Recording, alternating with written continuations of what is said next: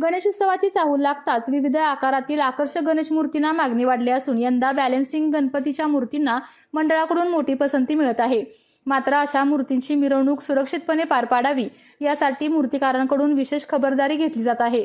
गडकरी येथील मूर्तिकार अक्षय अशोक कुंभार यांनी सांगितले की बॅलन्सिंग गणपतीच्या मूर्ती तयार करताना हेवी स्टीलचा योग्य पद्धतीने वापर करून मूर्तीचा समतोल आणि मजबूती याकडे विशेष लक्ष दिले जात आहे। गणेशोत्सवातील मिरवणुकीदरम्यान रस्त्यावरील खड्डे, खडबडीत रस्ते तसेच अचानक येणारे धक्के लक्षात घेऊन मूर्ती तयार करताना आवश्यक ती खबरदारी घेतली जात आहे। मागील अनेक वर्षापासून मोठ्या आकाराच्या गणेश मूर्ती तयार करण्याचा अनुभव असलेल्या कुंभार वर्गाकडे आता विविध आकारातील बॅलन्सिंग गणपतीसाठी मंडळाकडून मोठ्या प्रमाणात मागणी येत आहे। त्यामुळे आकर्षकतेसोबतच मूर्तीची सुरक्षितता आणि मिरवणुकी दरम्यानचा समतोल याला प्राधान्य दिले जात असल्याचे अक्षय कुंभार यांनी स्पष्ट केले। नमस्कार, मी मूर्तिकार अक्षय अशोक कुंभार।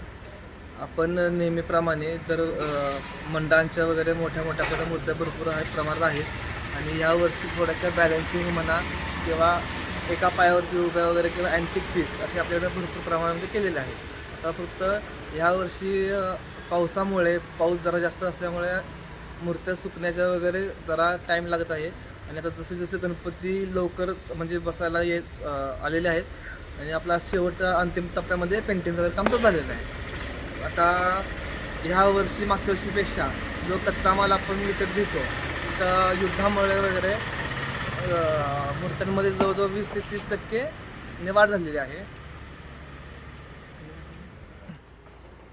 जसे आपण बॅलन्सिंग मूर्त्या तयार केलेल्या आहेत त्या मिरवणुका म्हणा किंवा तिथे मंडळापर्यंत पोहोचणे, तिथून परत विसर्जनासाठी जे मिरवणूक वगैरे असते त्यासाठी आपण जो आतलं लोखंडी स्टील वगैरे आहे ते सगळं हेवी वापरलेलं आहे, जेणेकरून आपण आत्ताच काळजी घेतलेली आहे की नंतर त्याला काही दगा वगैरे होऊ नये आणि मूर्ती मिरवणूक बसेपर्यंत आणि मिरवणूक त्याची ही व्यवस्थितरित्या पार पाडावी। आपल्या तालुक्यातील जिल्ह्यातील बातम्या सर्वप्रथम पाहण्यासाठी आजच सातारा न्यूजला YouTube चॅनलवर सबस्क्राईब करा, लाईक करा, शेअर करा आणि बेल आयकॉन प्रेस करायला विसरू नका।